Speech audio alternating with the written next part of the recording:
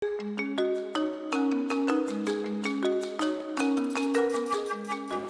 introduce yourself and what you do. My name is Adelaide Sose. I am the Vice Chair of the Truth, Reconciliation and Reparations Commission of the Gambia. I am also the Chair of the Reparations Committee. In 2017, the government of the Gambia passed a series of laws setting up a Constitutional Review Commission, a Truth and Reconciliation and Reparations Commission, and a National Human Rights Commission.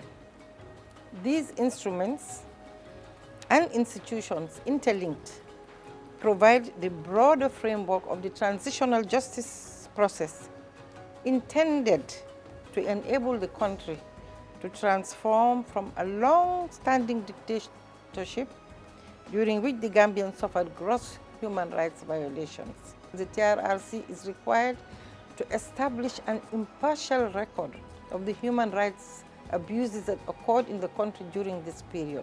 All the commissioners are Gambian. And the fact that they represent different constituencies of the Gambia means that those people see themselves within the process. The public hearings has given the platform for the victims to come and give their narratives of the violations that they suffered. But not only the victims, but self-confessed perpetrators have also testified before the TRRC, lending credence to the narratives of the victims, and this is a major plus for the TRRC.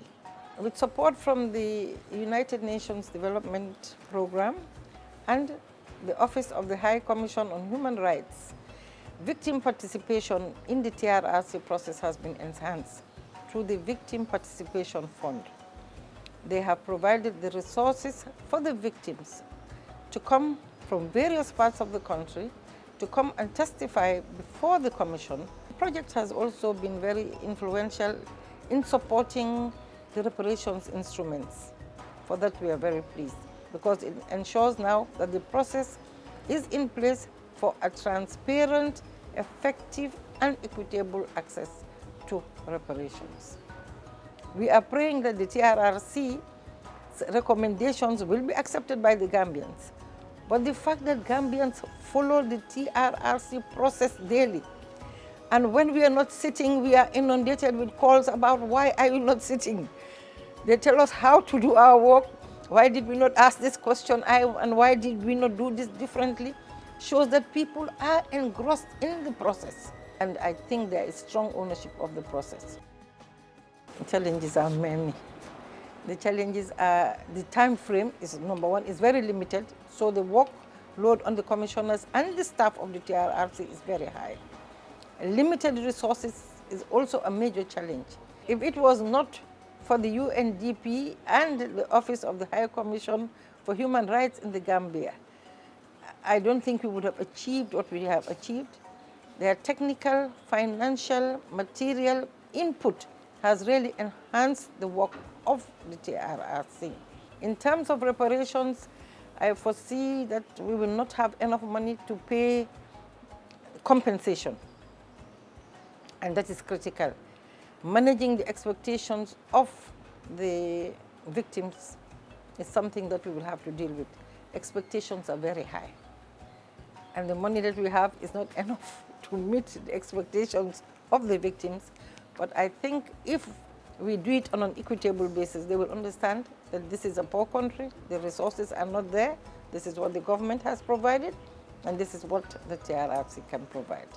Out of 358 witnesses who testified before the Commission, only 73 were female. So this low participation of women is really a cause for concern, but it is a reflection of the cultural dimensions of our country. Women do not really come out to speak up.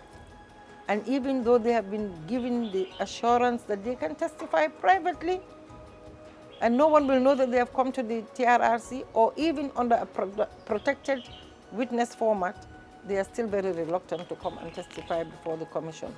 And this is more so in the area of sexual gender-based violence. So that is a major problem. But the TRRC has been able to address that issue through the Women's Affairs Unit. The women go up country, have had their women's listening groups, their women's dialogues, and have been able to bring those issues to the table. TRRC, now that it is winding up and is in the phase of developing its final report, would, like the UNDP and the OHCHR, to hold the government to account in maintaining the recommendations of the TRRC, and where as much as possible to implement it as it is in the recommendations.